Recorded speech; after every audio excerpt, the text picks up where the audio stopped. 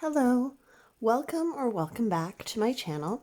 My name is Brooke and I'm a mom of 5 living with my husband and children on a remote farm in central Canada.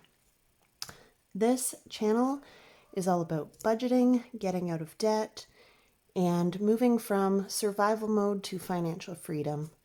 If that sounds like something you'd be interested in, please feel free to follow along. So before I get into today's cash stuffing, I want to show you my collection of old money. So this box was made by my son and I just love it so much. I think he did a beautiful job, and it opens like this. I think it's so cool. So in here I have some interesting coins. I have no idea if they're worth anything. Oh, some of them oh yeah, this one. This one was like a special issue dime. And then this one is a special issue nickel for the centennial, the country's centennial. And then a 1945 nickel and a 1960 nickel. I kept these ones because they used to make the nickels kind of with, I don't know if the camera shows, but instead of just a circle, they gave it the edges there. What do I have here? Oh, this is just a euro. There's nothing special about this. I just held on to this after going to Italy and France many years ago.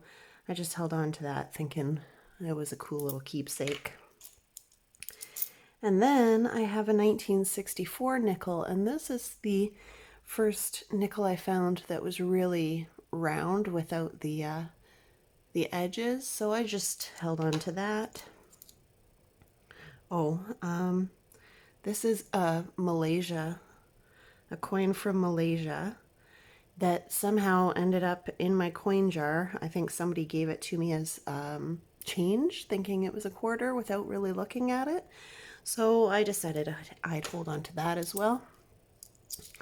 And then we have a special issue quarter here. I have no idea if these are ever going to be worth anything, but I think they're interesting, so I hang on to them. And then this one here is a special issue toonie, and it's got some Inuit stuff on it, and it's got like I forget what they're called, the knives they use for scraping the whale meat, and it's got a bunch of different whales. It's pretty. I like it. I just, like I said, no idea if it'll ever be worth anything. Just held on to it. More euros. And then this one I held on to. It's Anne of Green Gables. And my daughters love Anne of Green Gables, so I thought that would be a fun one to hang on to. And then this one is a U.S. quarter featuring Wilma Mankiller, and we are actually a Cherokee family, and we have a lot of family down that way, registered with the Cherokee Nation. And so when I came across this coin in Canada, I was amazed and felt like I needed to hang on to it. And then my bills, oops, there's more coins in here. Oh yeah, just another old nickel with the edges there. So those are my coins, and I don't think they're worth anything. Then I have some euros that I held on to after a trip to Portugal. My husband is from Portugal, so we went there with family and visited my mother-in-law's hometown and my father-in-law's hometown, and saw some family who still live there. And so I just held on to my euros in case we are ever fortunate enough to go back. And my hope is one day that we can bring the kids. Okay, so on to the collection of bills. We used to have a $2 bill. So I have two of them. This one is not in very good condition. It has some discoloring here and it's pretty bent. This one does have a crease in the middle, but it's in pretty good condition. So I'm glad to have this one. I'm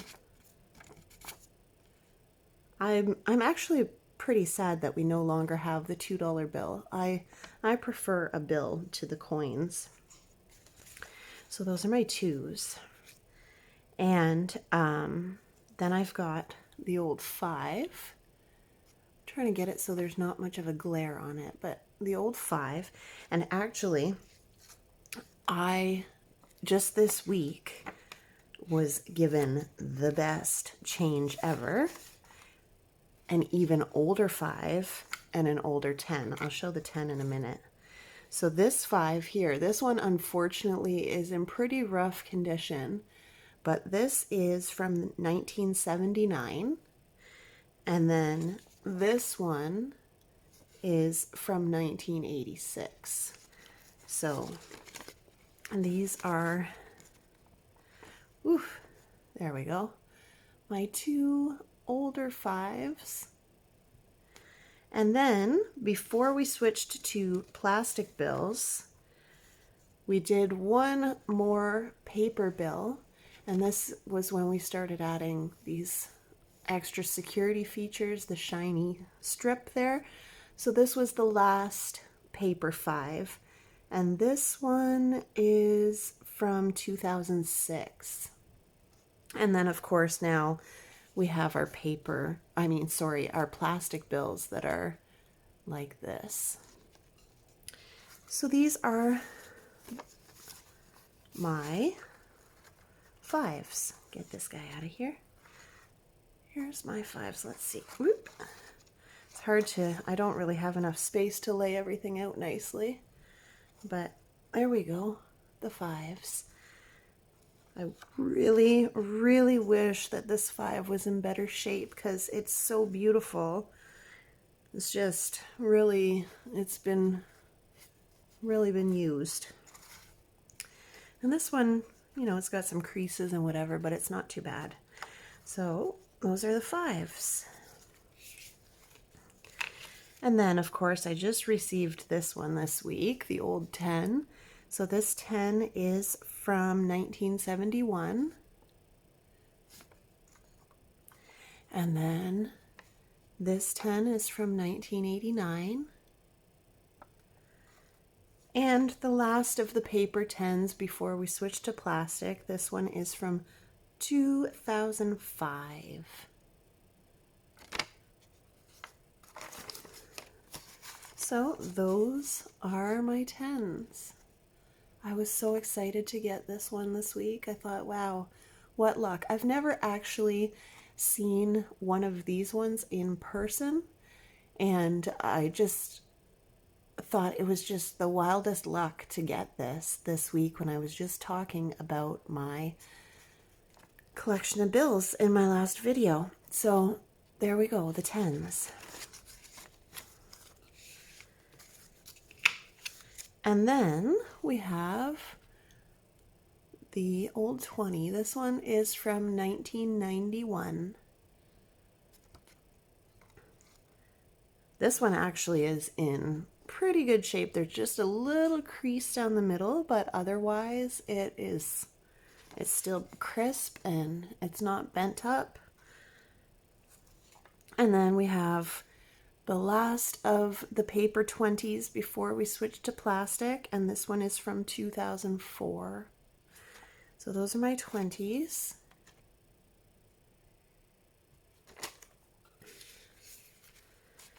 And then I have just one single 50, the last of the paper 50s before we switch to plastic. And this one, oops, this one is also from 2004. And those are my bills. And like I said, my son made this box and I just love it so much. Tuck my euros back in there for safekeeping. And put my coins in there. All right. And that's my little collection. So this week is a super tight week. I'm scrimping this week. So I already took my old money that I received as change this week out of here, and there is nothing left in these envelopes. So let's count and see what we're working with this week. I'm not looking forward to it. I haven't actually even counted this yet, and I haven't even really made a plan yet because there's so little to work with that I felt like a plan wasn't even warranted. So let's see. We have 50, 70, 90, 110, 130, 150, 170, 190, 210, 220, 230, 240, 245, 250, 255, 260, 265, 270, 275.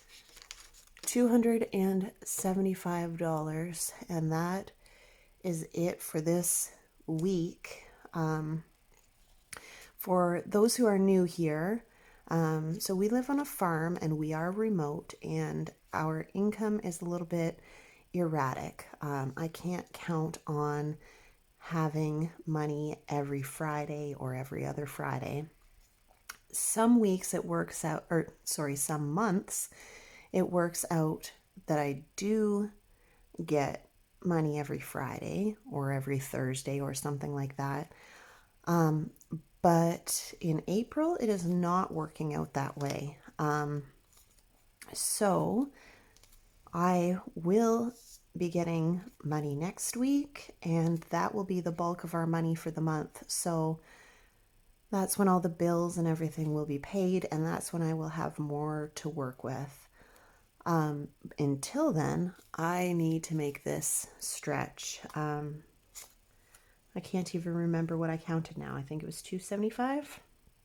Anyway, so we're gonna do what we can with this. Like I said, I didn't even bother planning this week, so let's just figure this out.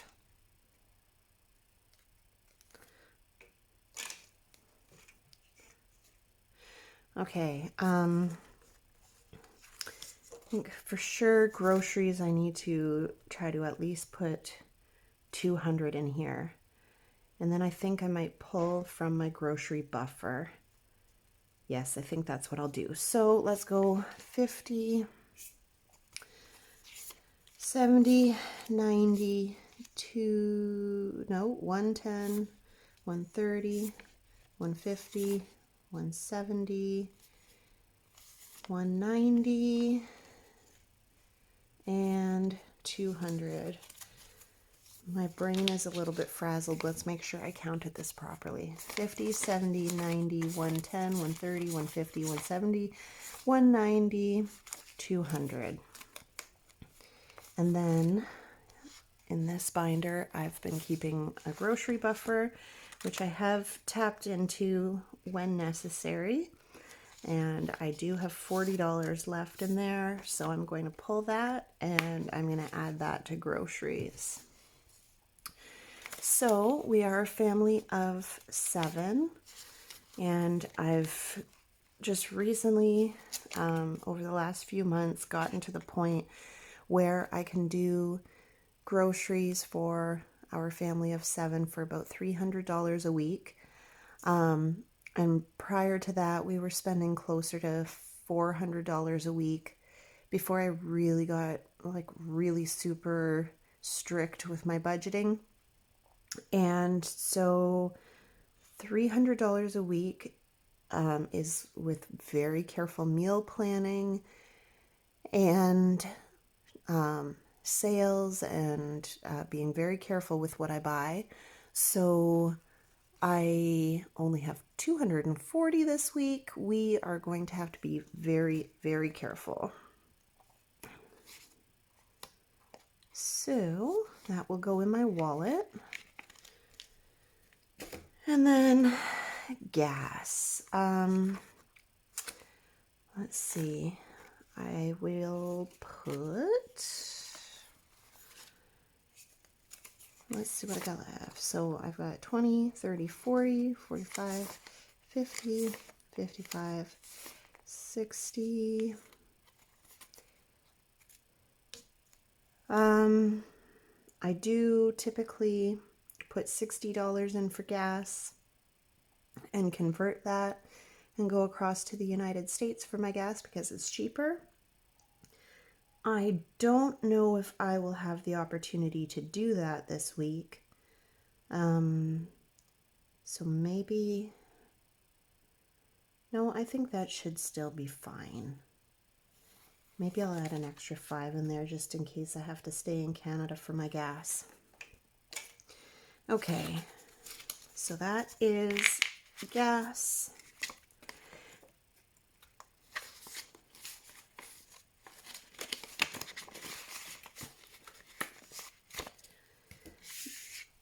I am good for dog food this week, and I'm good for the feed store this week, so I do not need to add anything to those envelopes, thank goodness, because there's nothing really to add. However, I will add to my emergency fund because I committed this year to adding to this emergency fund every single pay period, even if it's only $5.